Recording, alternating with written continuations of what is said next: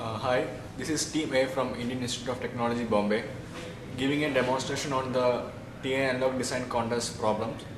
Um, my name is Jinu, and my team members are Deepak and Kranti. So I'll be explaining about how we have uh, done the problem statement given by TA, and what are the results and the analysis we have done.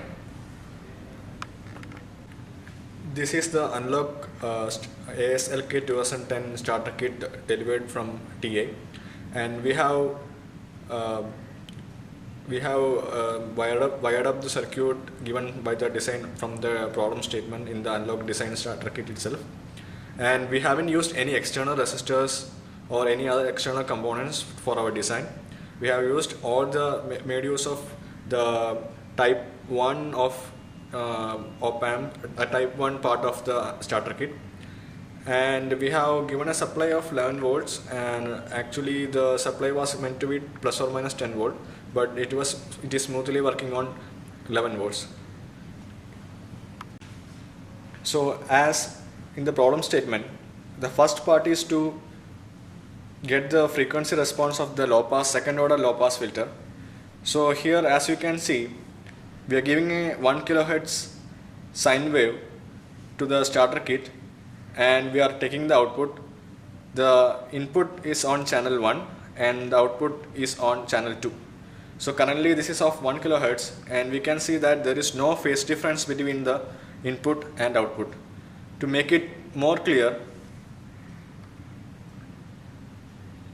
I can adjust the sine wave with the same ground level, and we can see that they are matching. So there is no phase difference. To make it more clear, I can increase the voltage level. See that the two input and output sine waves are properly superimposing. Now as I increase the frequency, you can see a phase shift. So to demonstrate that one, let me increase the frequency to 10 kilohertz. So still there is no phase shift, as you can see from the plots.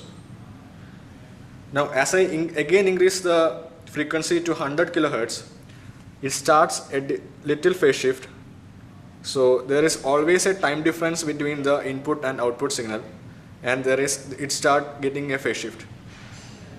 As I go on increasing the frequency, let's say to 100 kilohertz, the phase shift will be very eminent, and the output of the waveform will also get attenuated.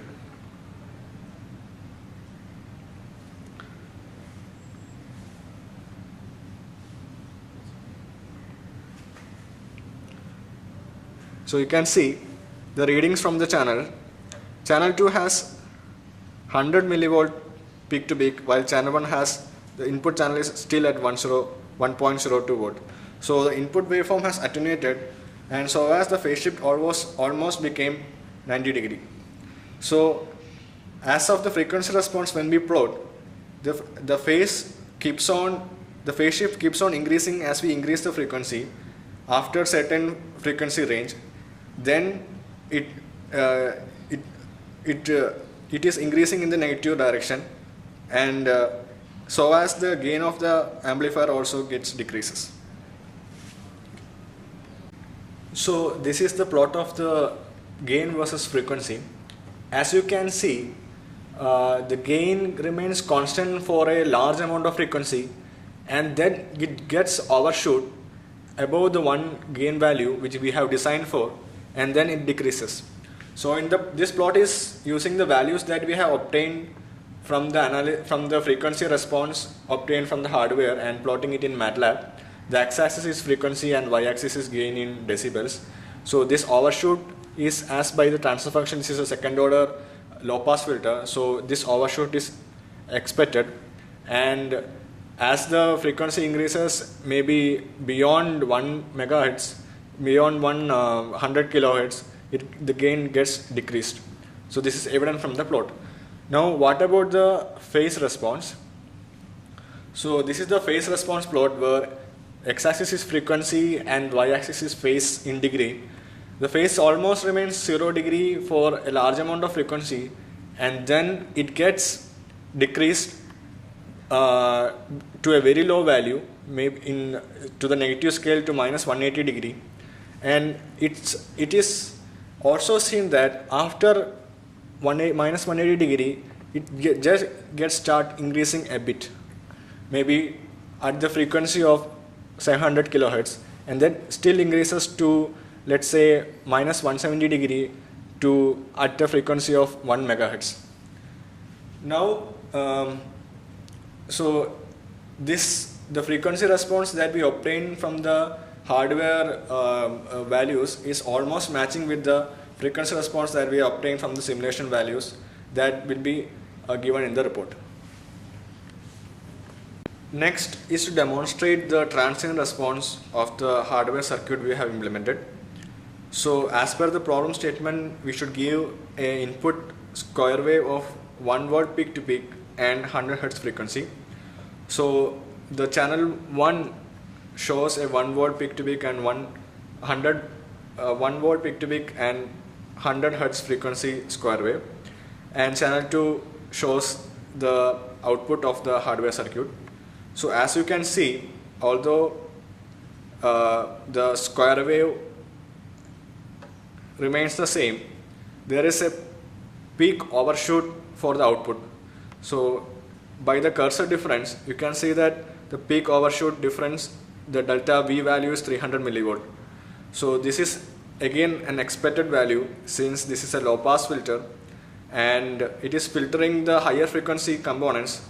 The higher frequency components mostly resides in the transition of the square wave, and that's why we are having not a single sudden transition but a gradual transition, and there is a Gibbs phenomena type of thing at the constant value of the square wave. So as per the transfer function given, the output is evaluated to be correct, as this overshoot is of very low value and it's following the output after the overshoot. Following the input after the overshoot. So regarding the challenges we have faced in our hardware experiments, the first challenge is, like, given the starter kit has the power supply of plus or minus 10 volt.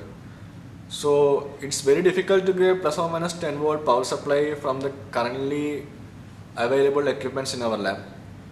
So we refer to all the data sheets that has been relevant for the ICs present in the starter kit, and it seems like except the DAC, the analog multipliers and op amps can work on plus or minus 18 volt. So we found out that it is safe to give an input voltage swing of even at plus or minus 12 or plus or minus 15 volt. Thus, instead of giving a plus or minus 10 volt power supply, we have given a plus or minus 11 volt power supply. So the unavailability of a plus or minus 10 volt was one big challenge that we rectified using giving a plus or minus 11 volt power supply. And the next learning that we had for our experiment is, like, we were trying to figure out, can we design the circuit without using any external resistors or capacitors or any power supplies externally. And this was a tricky problem, as given by the circuit diagrams, we found that even without using any external resistors and capacitors, we can easily wire up the circuits in the starter kit.